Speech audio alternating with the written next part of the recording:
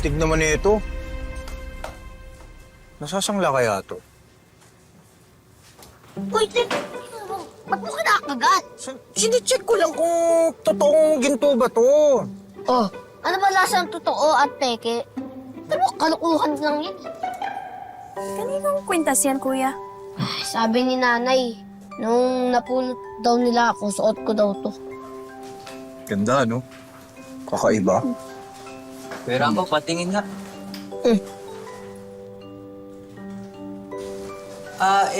St. Christopher pendant yan eh. Patron of Saint ng mga travelers. Sabi nila, kapag suot mo daw yan, may protection ka habang lumalakbay. Ano, Kuya Opong? Kanina ng tropa ko, no? Hindi siya, no? Hawak-hawak ka pa. Kuya, baka naman mahilig mag-travel yung totoo mong parents. Baka piloto yung tatay mo, o pwede rin kapitan ng barko. Naku, baka mayaman ka, kuya. Pwede rin driver ng mga delivery driver o rider o nagta-travel din yun. Oo. Ay, naku, Kuya Opo. Huwag niyo nang guloy ng utak ni Kuya. Isa lang ang dahilan kung bakit siya may ganyan.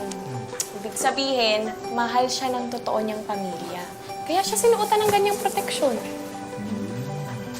Pero bakit kaya ako nandun sa ilog nung napulot ako nila nanay at tatay?